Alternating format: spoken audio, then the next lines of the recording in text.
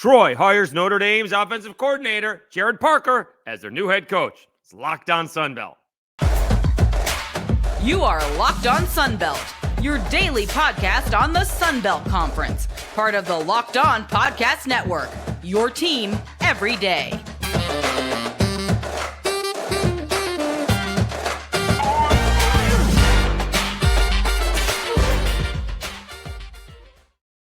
All right, welcome back to another edition of Locked On Sunbelt, your team every day. I'm your host, Dave Schultz. We'll talk about Troy hiring their new head coach. ODU lets it slip away in a big way in the famous Toastery Bowl to WKU, Western Kentucky, with a huge second half and mostly fourth quarter comeback. We'll get into that. And we'll preview this week's bowls, starting with the 68 Ventures Bowl. You got South Alabama really hosting Eastern Michigan in Mobile. Don't forget, we got transfer portal stuff. National Signing Day is coming up. I'm heading to South Florida, beginning tomorrow, but we're still going to have, actually today, as it turns out, we'll still have shows, so don't go anywhere.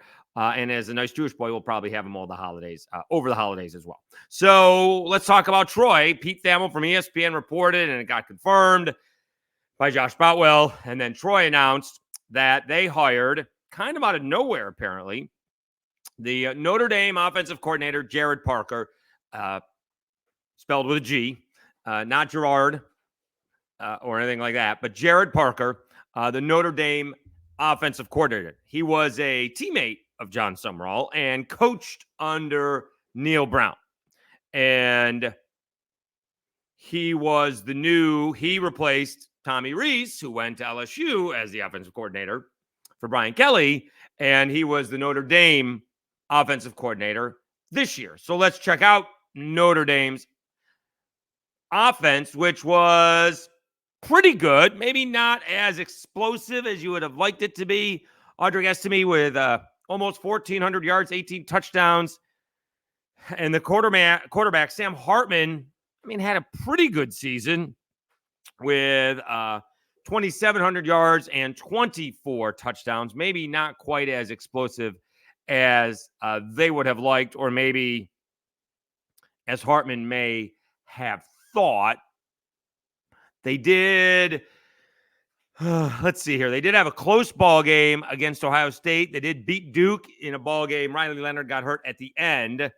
They got hammered by Louisville. They hammered Southern California, blew out Pitt, lost to Clemson in a pretty good ball game, and then finished up strong against Wake and Stanford. They finished 9-3. Let me see if I got points per ball game here, because we got the Notre Dame stats. Can't do the math in my head. Usually these things come math-wise pretty good. But, the Notre Dame offense was pretty good this year. I don't think it was at the upper echelon of college football. They certainly scored a lot of points, right? 42 against some worse teams, against some lesser teams, not worse teams, against some lesser teams. 42 against Navy, 56 against Tennessee State, 45 against NC State, 41 against Central Michigan. Then they played Ohio State, they only scored 14. Then they played Duke, they only scored 21. Against Louisville, they only scored 20. So the competition got a little bit tougher, and there went the offense. Southern California, they put up 48, but everyone scored against Southern Cal. Nice win against Pittsburgh, as we mentioned. Tough loss against Clemson on the road, 31-23. That's a nice win for Clemson. But it appears they got the guy. So we'll see where we are in the Sun Belt for next season. So let's quickly do a little bit of a preview, because, I could be off the top of my head. Is Kane Womack going to be the longest tenured coach in the Sun Belt West? I think that's going to be the case, right? Troy is going to have the new coach, as we mentioned, Gerad Parker. Texas State, G.J. Kinney, year number 2. No, Arkansas State's Butch Jones will be in his 4th year. Okay, so that's the same. Southern Miss will have Will Hall. He's actually in his 4th year. And Monroe has a new coach in Brian Vincent. So there are actually 3 coaches all coming in at the same time, going to be in their 4th season. Mike Desimo will be in his third season. Let's go over to the other side. James Madison has a new coach. Coastal Carolina's Tim Beck will be in his second year. App State Sean Clark's been there a while. Ricky Ronnie will be in his, I think, at least his third year, if not more. Georgia State, Sean Elliott's been there a bit. Charles Huff will be in his fourth year, and Clay Helton will be in his third year. So we do have a couple of new head coaches. What do we got? Three new head coaches. 3 new head coaches, and a little bit of veteran over in the West. All right, so now you look, who could Troy keep it up, right? Is Kamani Vidal coming back? Chris Lewis is coming back. We know Gunnar Watson will not be back, right? He's played college football for a while. We're waiting to find out if TJ Finley for Texas State is coming back. South Alabama is losing a bunch, right? Carter Bradley won't be back. LaDainian Webb has already announced he's playing. He's going pro. And Colin Lacey is going to Louisville. He transferred to Louisville. So that's their top 3 offensive players. So it will be, per se, a rebuilding mode in a big way for South Alabama. All right. Now, Arkansas State, they seem to be heading in the right direction, right? They're going bowling. Jalen Rayner will be back. Cajuns, the question is, who comes back? They've had a couple of guys since they lost in the bowl game on Saturday indicate they're going into the transfer portal. Some important guys, and we'll talk about those guys in another episode, but no, as of yet, this could change by the time the episode is out, but no Zion Chris, no Draylen Washington, no Zylan Perry, no Robert Williams, no Harvey Broussard. None of the key offensive players just yet. All right. So that's important. We don't have any idea about what Monroe's going to do. And, Southern Miss is still looking for their quarterback. So, the West is going to be really up for grabs next year.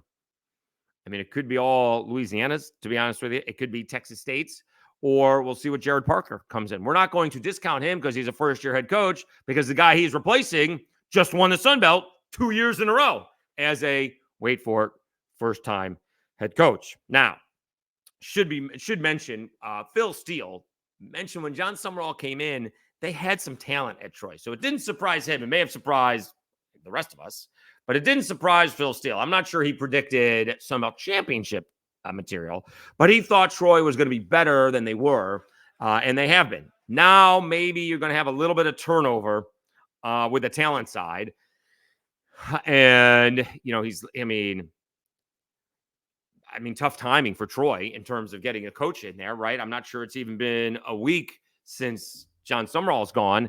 And, the portal's been open. You have signing day. Obviously can't do anything on signing day, at least not him, right? That you're going to have to get the assistant coaches who are preparing for a bowl game in Birmingham and the portal and signing, and he's got to decide who's going to stay and who's going to go and who he's going to bring with him. So there's a lot on his plate. So we shall see. It looks to be a pretty good hire. I'm a big believer when you do come from a blue blood like that, something along the way is going to rub off. And he's coached, with Neil Brown, who's been rather successful at Troy, stumbled a little bit at West Virginia, but had an okay year this year. And now he's coached under Marcus Freeman, who has done a pretty good job, to be honest with you, at Notre Dame. So it looks like Troy has a pretty good head coach. We will look forward to talking to him, if not on Lockdown Sunbelt, but at Sunbelt Media Days. Hopefully that will be the case. Hopefully we will get a chance to talk with him sooner. Obviously, this is one of those things, and we've talked about this with other coaches. Think what he has on his plate. He was hired, it was announced anyways, December 18th. All right. So I presume he's leaving Notre Dame. I don't know that. I haven't read that much about it in terms of the bowl game. But now he's got the holidays. Now he's got to move. Now he's got to get a coaching staff. He's got to get into Troy recruiting. I mean, you can't do anything about the early signing period, but you damn well have to have something for February. So there's a lot on his plate. Like, his head is going to be spinning until, I guess, at the time in between signing day and spring practice. All right. Maybe he gets his breath at that point in time. All right. I don't know if he's got a wife and kids, got to move them. Do they stay in South Bend through school? And then, after spring ball, they move down and everyone is all big, happy family. I got no idea about his personal life, but it's just a lot going on at the same time when you are a college football head coach. All right. Let's take a time out. When we come back, boy, we're going to go over that famous Toastery Bowl. It got off to a tremendous start by ODU, but oh my goodness, they collapsed. All right. Let's take a time out. When we come back, we'll talk about the ODU blowing it to Western Kentucky. Let me tell you about eBay Motors. Oh, it worked. We got that. All right. Passion, drive, and patience. What brings home the winning trophy is also what keeps your ride or die alive. eBay Motors has everything you need to maintain your vehicle and level it up to peak performance, from superchargers, roof racks, exhaust kits, LED headlights, and more. Whether you're into speed, power, or style, eBay Motors has got you covered. With over 122 parts for your number one ride or die, you'll always find exactly what you're looking for. And with eBay Guaranteed Fit, your part is guaranteed to fit your ride every time or your money back. Because with eBay Motors, you're burning rubber, not cash. With all the parts you need at the prices you want, it's easy to turn your car into the MVP and bring home that win. Keep your ride or die alive at ebaymotors.com. Eligible items only. Exclusions apply. eBay Guaranteed Fit, only available to U.S. customers. All right, Dave Schultz, Locked On Sunbelt, your team every day. We'll preview the South Alabama EMU 68 Ventures Bowl a little bit later, but let's talk about ODU just falling apart. Western Kentucky with an incredible 38-35 victory, come from behind a ball game. Western Kentucky was down 28-0. They were down 21-0 at the 7:54 mark of the first quarter. It started out fantastic. Grant Wilson converted a 3rd and 13 for a 79-yard run, on a 79-yard run, and then a couple plays later, an easy 1-yard touchdown pass, 7-0. All right. We had I believe there was a fumble, and Kadarius Callaway ends up running it in for a 5-yard touchdown, and it's 14-0. Then you had a Chris Kane 30-yard pick six, and it's 21-0. And I'm pretty sure, hold on a second. Let's see this. Let's see the drives, okay? Because by the time it was 21-0,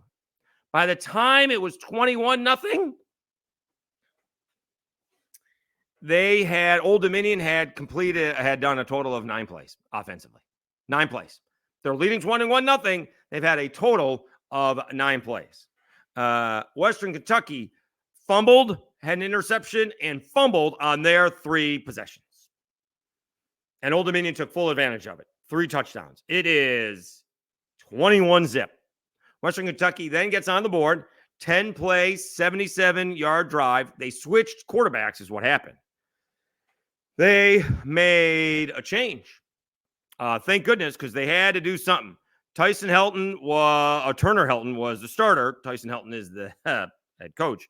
And they decided Turner wasn't working. So they had to go to they went to, I think, the 4th string quarterback, Caden Veldkamp, and he had himself a ball game. Freshman, local kid apparently, out of Bowling Green, 40 of 52, 383 yards, 5 touchdowns, did have 1 interception. So it was 28-7 at half, and it was still 35-14 into the 4th quarter. All right. ODU still made it a 35-14 ball game with 3:04 to go in the 3rd quarter. And then they just didn't have offense. They did not have any offense. You want to talk about defensive adjustments from Western Kentucky. In the first half, ODU rushed for 140 yards. They rushed 11 times for more than 12.5 yards a carry. In the second half, they rushed 20 times for 56 yards for 2.8 yards a carry. You have to be kidding me. They went from 12.7 yards to 2.8 yards per carry. And it was a couple of breakdowns. It was some huge breakdowns for ODU, specifically on the last scoring drive for Western Kentucky in the fourth quarter. They get a sack. First of all, Old Dominion is doing this 3-man rush thing, which is working in the beginning, but not so much at the end. They're rushing 3.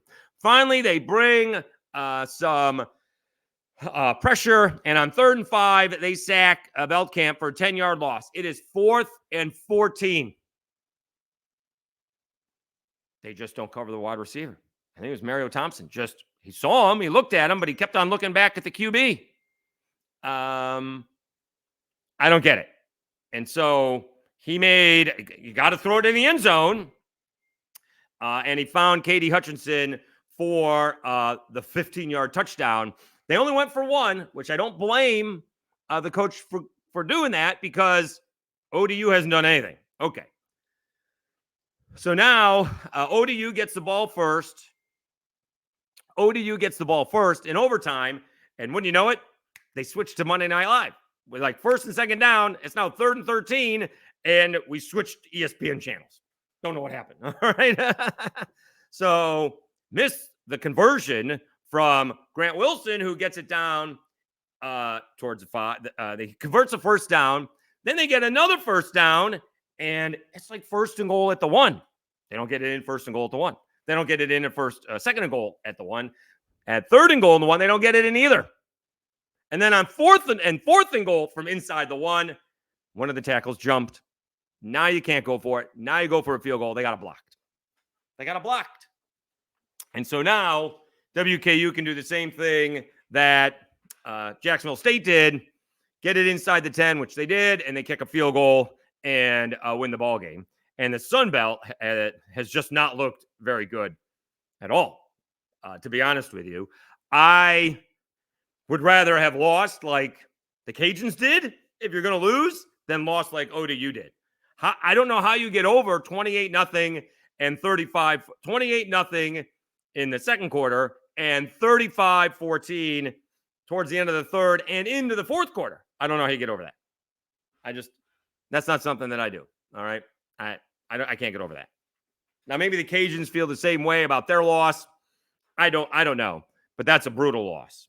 That's an absolutely what did we do wrong loss. That's something that you're thinking about every time. That's a tough way to go into the offseason. You know, and Ricky Ronnie and company did such a great job to get into a bowl game, and they got off to a great start, and they just could not finish it off. That's a brutal loss by ODU. To go with the brutal loss by Georgia Southern, who that was worse because they just didn't show up until the second half. And, you know, the Cajuns played a tough ball game, lost, and App State in a monsoon holds off Miami of Ohio. So still just 1-3, not looking good for the Sun Belt when they probably could be the opposite. If the Cajuns win and ODU, they should certainly be 2-2, but not looking good for the Sun Belt. All right, let's take another time out. When we come back, we'll preview the 68 Ventures Bowl that is pitting South Alabama. They're the road team, go figure, playing in their home stadium against Eastern Michigan. And once again, it appears the Sun Belt team, well, we'll see. This may not be only the Sun Belt team playing without their starting quarterback. This time it's due to injuries. We will do that when we come back after this. Before we do that, let's talk about, thank you again for the subscriptions. All right, we're up over 1,030 on YouTube. Please tell all the friends and family about Locked On Sunbelt. It continues to go. Really appreciate the support. Also, wherever you get your wherever you get your audio podcast, please search for and look for Locked On Sunbelt. It is a big help. We will continue the shows in South Florida. We probably will not be doing a special Boca Bowl episode with my Syracuse Orange and USF in it, but we will be at that ball game. So hopefully we'll get that done before we go to the game. After the game, maybe a little bit late. So hopefully we will do that, and we should have them through the holiday. Again, we do have We got all those bowl games to preview on for Saturday, and we'll get to all of them. We got signing day, so still lots to do on Locked On Sunbelt. And, of course, now we got basketball rolling in. A little bit of a break for the holiday, but Sunbelt play will start before the end of the year. So we will look at that as well. All right, Dave Schultz, Locked On Sunbelt, your team every day. Let's preview a little this about South Alabama and Eastern Michigan. As we mentioned, guys, for South Alabama not playing, no LaDainian Webb. He's declared for the draft. And I think he had a little bit of a turf toe situation. Colin Lacey's transferred to Louisville. He's not playing. And Carter Bradley is maybe getting reps, but I don't think he's playing. The spread in this ball game is like 2 touchdowns. It may have gone up to like 16 already. Now, also not playing is Austin Smith. He's the Eastern Michigan quarterback. And let's see if I can get this quarterback's name right. Ike Udengwu III is going to step in. He's much more of a running quarterback. Has only completed 46% of his passes for 100 yards on 28 attempts. He's the backup. He has not played much this year. That hasn't stopped other guys, as we've seen, from doing well in bowl games. All right. According to fansided.com, the EMU offense struggled all season, 117th in EPA per play. So he, in this case, doesn't think that the drop-off can be too dramatic. Now, this ball game is on Saturday, so it's going to be interesting, right? There's going to be no students there, but you might have a lot of, students coming home and going to the game with their parents, right? Maybe, I don't know, maybe Auburn and Alabama students coming back home, Troy students going to the ball game because they want to go with their parents. I don't know. Who knows how many Eastern Michigan folks are coming. Maybe they'll come down and continue going down to the beach for Christmas. So this is, Christmas Eve is Sunday night. Christmas being Monday, this is the beginning of the Christmas weekend. So it'll be really interesting to see what the crowd is like. It usually looks really good with the student section there, and we've talked about that before, the way it fills up on the lower level, but there's going to be no students. At least, not on campus, We'll see if the community comes out and supports it. What time is the game? Let me see here. Do we have the time? 6 p.m. So it is an evening game, and I guess it depends what the weather could be like at that point in time. It could be a little bit of an issue. Who knows? I'm going to pick South Alabama to win, but I'm going to pick Eastern Michigan to cover. I'm sure that Gio Lopez and Desmond Trotter are going to play, and it won't hurt Gio Lopez's red shirt issue. Bowl games are bonuses, so smart play by the NCAA. I presume, I won't be surprised if Desmond Trotter starts the game and Gio Lopez spells him throughout. Desmond Trotter has been such a good soldier for the South Alabama program. Came in and actually had, what was his? He had a fantastic ball game against, they did lose. It wasn't Troy. It was Texas State. He had a fabulous ball game, 4 touchdowns, 1 interception, 18 out of 21 for 216 yards. He had a fabulous ball game playing for the injured Carter Bradley. So I wouldn't be surprised if Desmond Trotter starts the ball game, and then Gio Lopez comes in and plays as well, because you want to see what he can do. He put him in a tough spot when he's going to play at Troy. That's a tough spot. All right, this may be a little bit easier playing at home, and certainly not against a team that is, as good as Troy, with all due respect to Eastern Michigan. So I would think I'm going to pick Eastern Michigan to cover, because I think 16 points is a lot when you're without your 3 best offensive players. And I'd say Devin Voisin would be the 4th, but he hasn't been there all year long. So I'm going to pick South Alabama to win, but Eastern Michigan to cover, especially if it is more than a two touchdown point spread. We'll see if that line moves. We know LaDainian Webb's not playing. We know Colin Lacey's not playing. We don't know if Carter Bradley is not playing. I don't think he's gonna. Gotten invited to the Hula Bowl. Didn't quite have the year that he was hoping to be in the Senior Bowl, which is a shame. But we do wish Carter all the best. He does have an NFL arm. If he can harness that talent, he could be playing in the NFL. So we'll see how that works out. But I'll take South Alabama to win, Eastern Michigan to cover. I will say, as the betting goes, was not the greatest of all weekends. I did not take